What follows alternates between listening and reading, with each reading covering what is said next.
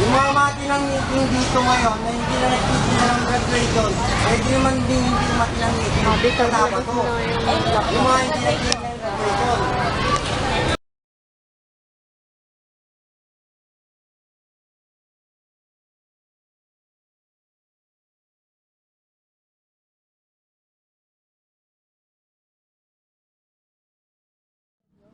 Benjamin Salager, Alright. Ano pong katungkulan nyo dito sa Ologa? Currently, ako ang Vice President ng Flower Vendor. At the same time, I am working at the city government ng Olongapo sa Public Employment Service Office as Labor Market Information Officer. Sa tingin nyo po, sa palagay nyo po, tama po ba na pag-aralan ng mga kabataan ngayon yung teknolohiya? As in yung mga bata pa po talaga? Ang Pilipinas kasi nahuhuli na pagdating sa technology. Kung hindi natin ito ituturo sa mga kabataan, mas lalo tayong mahuhuli sa kalakaran ng mundo pagdating sa technology. So parang sinasabi nyo po na Mahalaga. yung teknolohiya sa mundo ngayon. Hindi na natin maiiwasan yan eh. Hindi na natin mapipigilan yan. Kasi yung technology, part na ng pagde-develop ng mundo. Ano po ba yung mga positibong epekto ng teknolohiya sa ating bansa? Positibong epekto. Dati-dati, pag magsusulat tayo para doon sa mga mahal natin sa ibang bansa, it takes a month or two bago dumating sa kanila. Pero ngayon, text na lang. That's because of the technology. Diba? Ay yung mga negatibo pong epekto. Negatibo in the sense na merong mga tao na ina-abuse yung technology para lang makapanira ng kapwa. At the same time, nagagamit din sa masamang paraan. For example, na naghahack ng mga cyber website or cyberspace para nang makakuha o makaklimbat ng mga pera, ganyan. Diba? Sa tingin nyo po, ano po yung mas malaki yung percentage, yung positibo, negatibong epekto? Actually, balance eh. Balance po. Balance siya. Hindi mo masasabing mas greater yung negative dun sa positive. Pero kung titignan mo, mas balance siya kung tutusin. Depende na lang yung kung paano nila gagamitin yung technology. Maraming salamat po. Abigil Garcia po.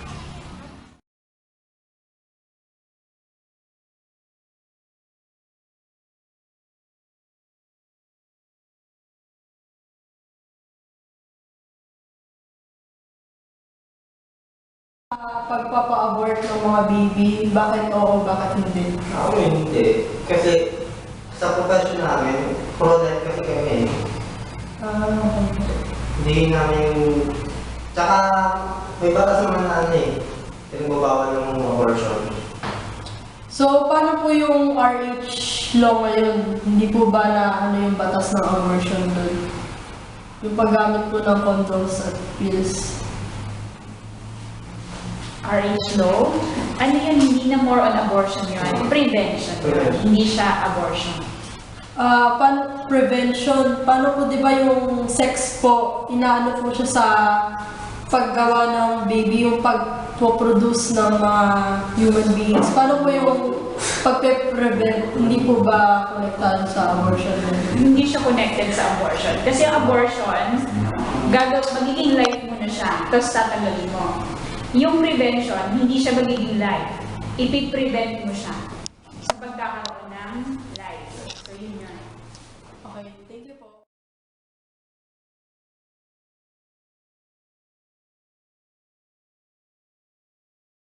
Ano pong pangalan nyo? Ako si Biovan Leonard Pasamonte. Ano pong Bakit po ba walang pagbabago sa bansang Pilipinas? Bakit walang pagbabago sa bansang Pilipinas? Actually, kung pagbabago, marami naman siguro. Di ba? Medyo i-revise mo yung tanong mo, siguro kung bakit ka mo nananatili pa rin yung kahirapan sa Pilipinas. Di ba? Kasi kung pagbabago, marami na nabago. Di ba? The generation, nabago. Umunlad naman tayo eh. Umunlad naman na ekonomiya natin. Kaya lang, bago-bago lang. Siguro kung kahirapan, kasi marami pa rin sigurong Pilipino ang hindi nakapag-aral. Kung nakapag-aral man, kulang tayo, marami tayong mga unemployed, mga hindi nakapagtrabaho. Di ba? Hindi naman sa government yon. Siguro dapat sa tao na rin magsikap, wag iano sa government. Magsikap din siguro ang Pilipinas. Para matumay. Pangalawang tanong ko, tama po ba na gumamit ng dahas sa pamumuno? Bakit oo, bakit hindi? Siyempre kung bilang pulis, siyempre hindi namin inaalaw yung dahas sa bilang pamumuno o bilang maging leader. Kasi di ba meron tayong mga due process. May mga due process tayong sinusunod, may mga batas na ginagawa. So hindi kailangan ng dahas. Kung nagkasala man ng isang tao, kailangan, katulad na yung mga pulis, meron tayong mga prosesong ginagawa sa pamumuno. Ganun din, may mga prosesong ginagawa, hindi naman kailangan violence kasi hindi naman nakakatulog to ng maganda. Basta lagi dapat may due process, may proseso.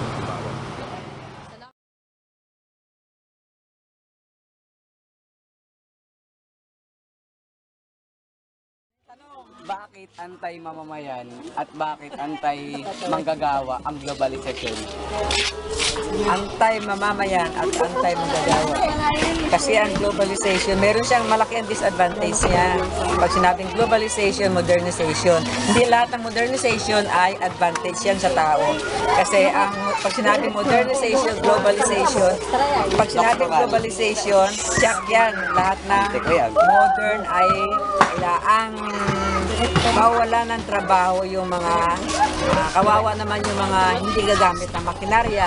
Kawawa naman yung mga hindi gagamit ng modern na gamit kasi mawala naman sila ng trabaho. Kaya yun ang isa sa mga disadvantage ng globalization. Although ito ay maganda siya kasi may advantage siya, modern na, kaya lang hindi ibig sabihin na may pagbabago ay lahat ng tao ay makikinabang dito. Kasi merong pagbabago na hindi for the common good. Kasi kung merong pagbabago, may modernization, dapat ay for the common good. And normally, pag sinabing globalization, hindi siya for the common good. Ang makikinabang lamang dyan, 10% na meron. Ang 90% na mamamayan na mahirap, kawawa sila. Diba? Gaano kagrabe ang salot ng kawalang trabaho? Ang kawalang trabaho ay yan ang isa sa mga causes ng poverty. Ang dahilan ng poverty, ang mga causes ng poverty ay unemployment, ang mga tao ay uneducated because of poverty, tapos malnutrition, at na-dehumanize yung mga tao. Pag walang trabaho, merong crimes. Pag merong crimes, lahat ng hindi tama ay gagawin na ng mga tao kasi wala silang trabaho. So, sukdo lang kahit na gagawa sila ng pangit, ng immoral na bagay, gagawin nila yun. Wala silang trabaho. Anong ginagawa ng gobyerno? Wala, di ba? So, actually, yung walang trabaho, na isa yan sa dahilan ng poverty. Kaya dapat, puksain mo na yung poverty para yung walang trabaho ay ma-overcome siya. Kasi isa lang siya sa mga causes ng poverty. Maraming causes ang poverty. Meron people will become uneducated, malnutrition. Yung unemployment nga, isa yan sa mga causes ng poverty. Kaya dapat ang poverty, pinupuksa mo na yan. Kaya ganun siya kagrabe. Kapag sinabing unemployment, lahat ng immoral na bagay ay gagawin ng tao para lamang magkaroon sila ng pagkain nila. Kasi 90% ng nasa Pilipinas ay mahirap. So ilan lang ang may trabaho dito. Ano pa yung iba sa kanila hindi pa nakatapos.